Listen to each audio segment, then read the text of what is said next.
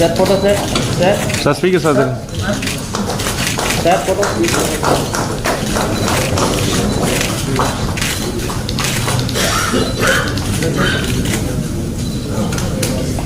The wonderful moment of this special occasion, Government of Puducherry Administrative Reforms, ceremony of signing of Memorandum of Understanding with Karma Yogi Bharat and Capacity Building Commission, New Delhi.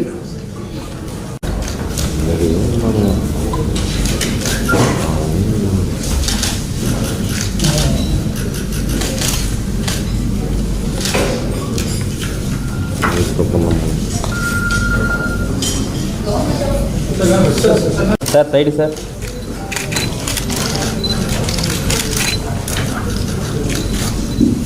To celebrate this, all of them give a round of applause.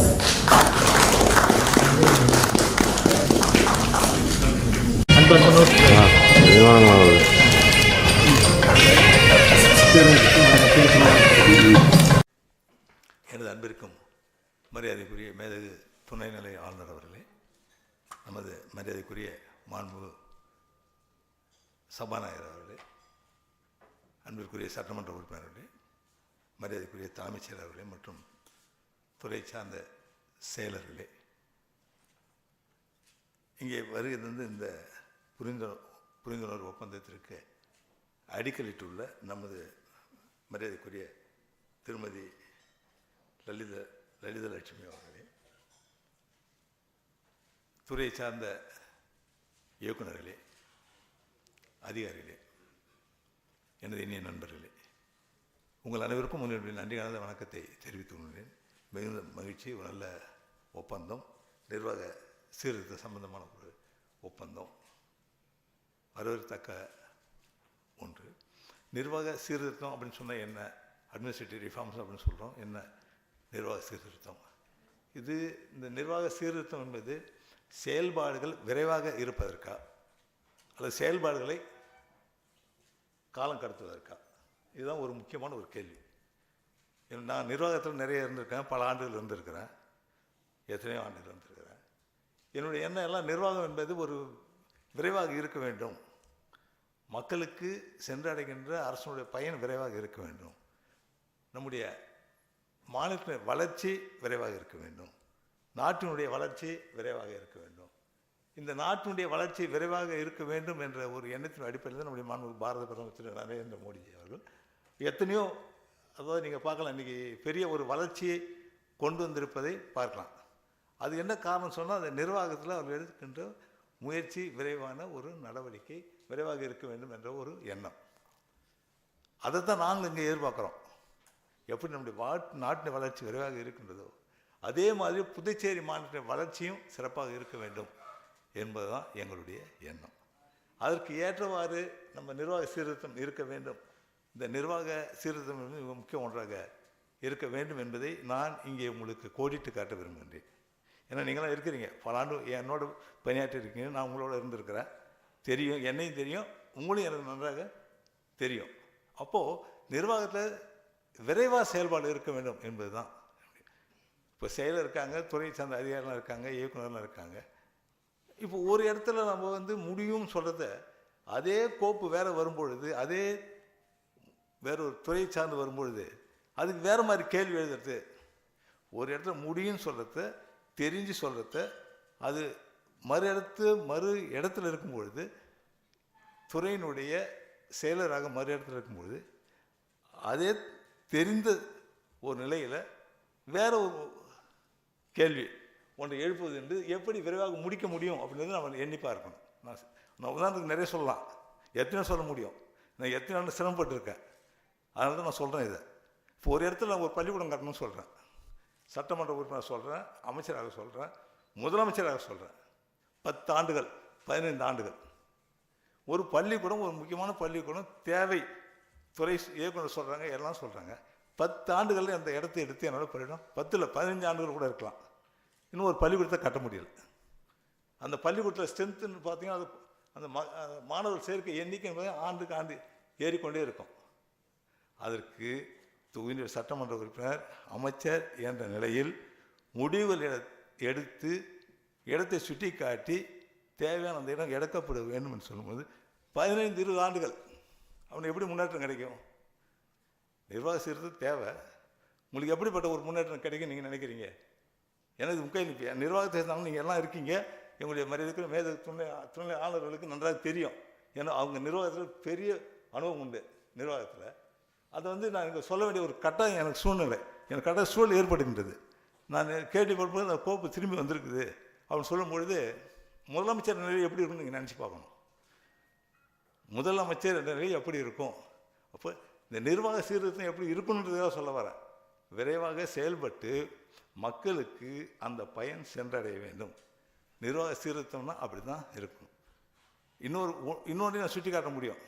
இப்போ எங்களுடைய மாண்பு நம்முடைய துணை ஆளுநர்கள் என்கிட்ட பேசும்போது கேட்டாங்க, மத்திய அரசு அமைச்சர் தொலைபேசி தொடர்பு பண்ணாங்க, அந்த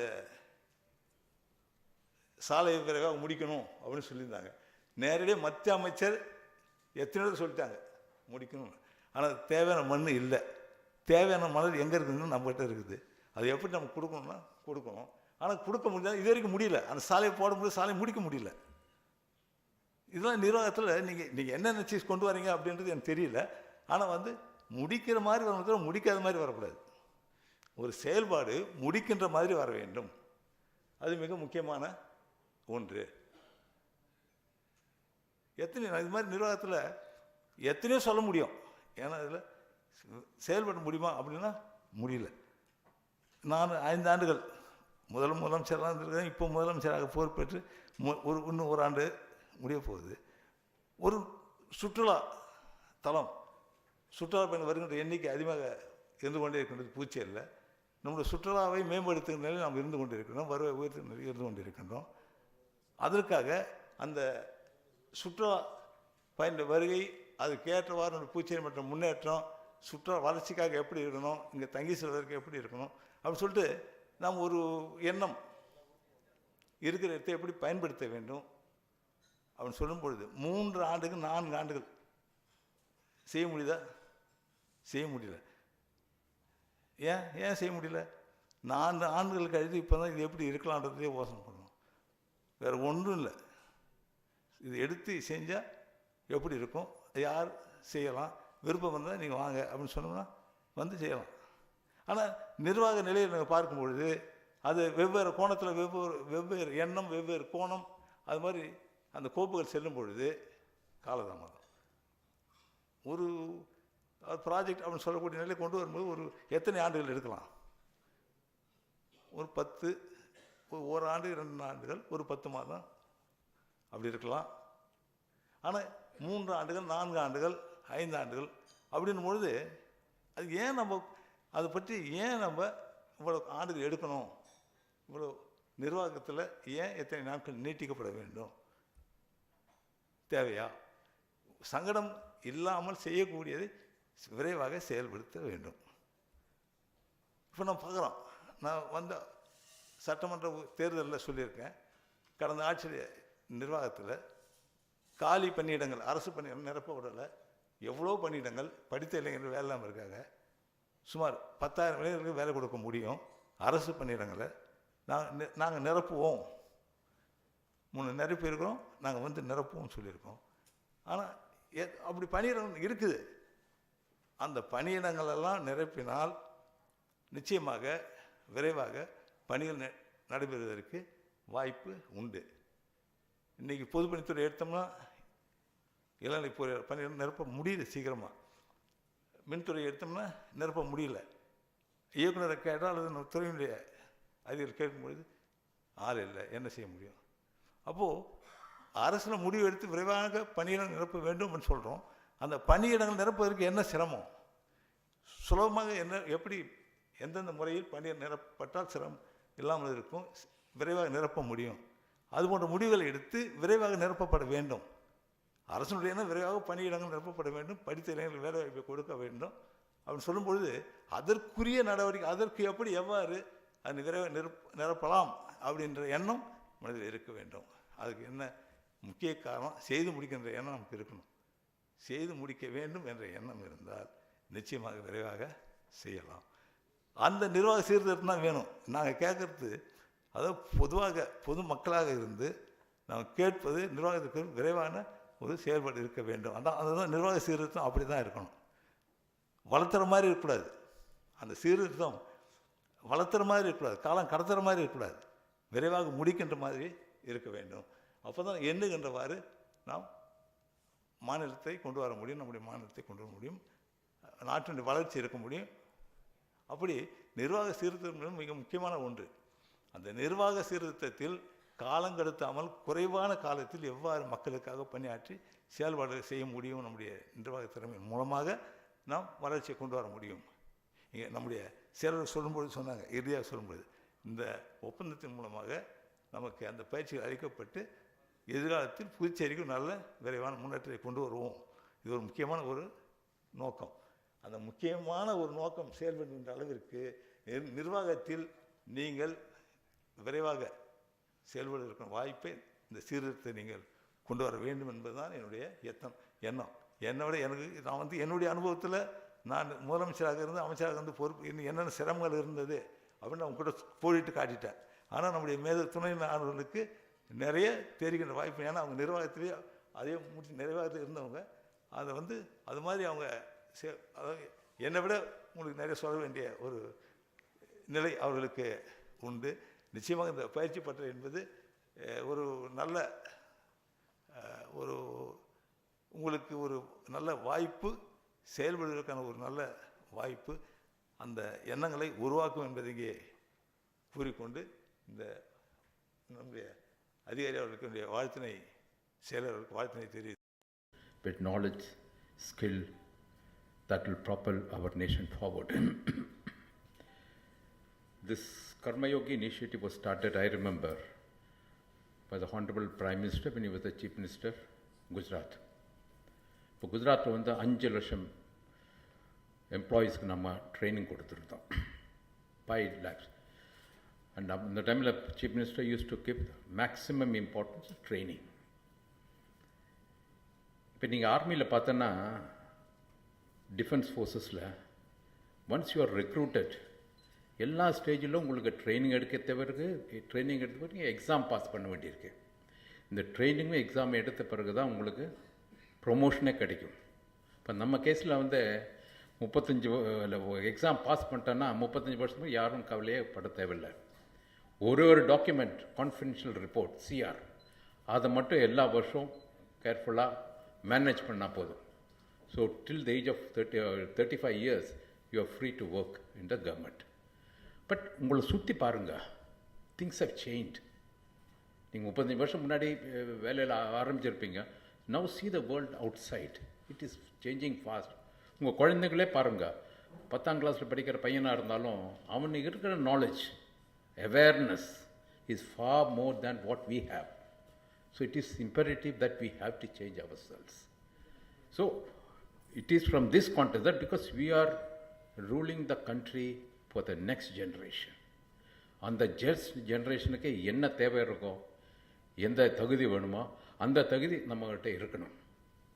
ஃபார் எக்ஸாம்பிள், நாங்கள் குஜராத்தில் இந்த ட்ரைனிங் போட்டிருந்தோம்ல, அதுலேருந்து 5 பேரை செலக்ட் பண்ணோம்.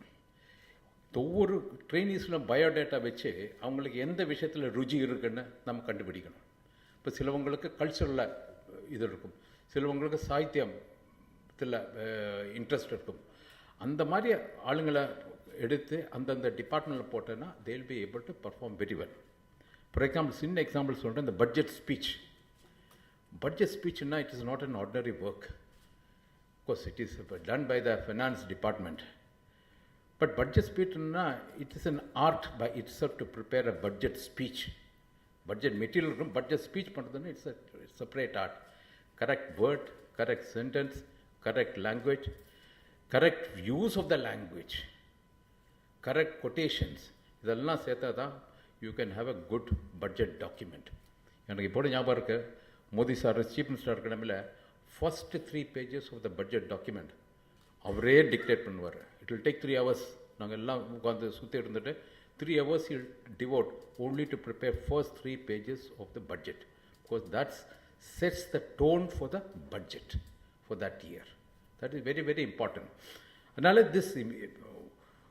இந்த ட்ரைனிங்னால் ஒவ்வொரு எம்ப்ளாயோட திறமை என்ன இருக்கும், அதை நம்ம எப்படி எக்ஸ்ப்ளாய்ட் பண்ணிக்கலாம், அது எப்படி உபயோகத்தில் கொண்டு வரலாம், அவனோட நாலேஜ் எப்படி அப்டேட் பண்ணிக்கலாம். This all very essential for the new age of administration. அவர் இன்னொரு இது சொல்லுவார், ஒரு ப்ரோக்ராம் பண்ணுவார், சிந்தன் ஷிபர்னு சொல்லிட்டு.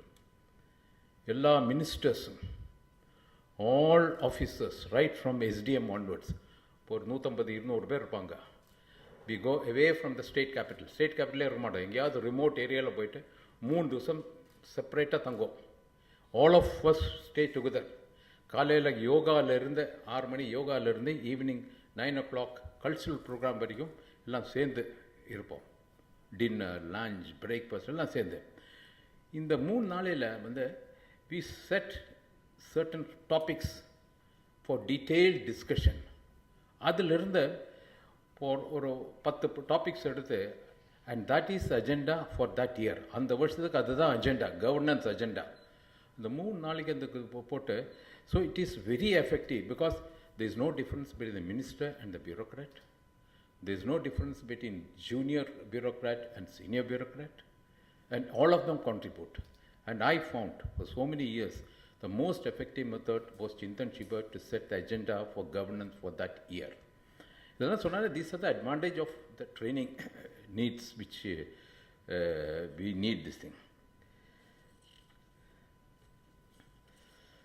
The goal of Karma Yogi Bharat is to ensure that every government official has the opportunity to acquire the skills necessary to carry out their duties effectively, transparently, and with utmost efficiency.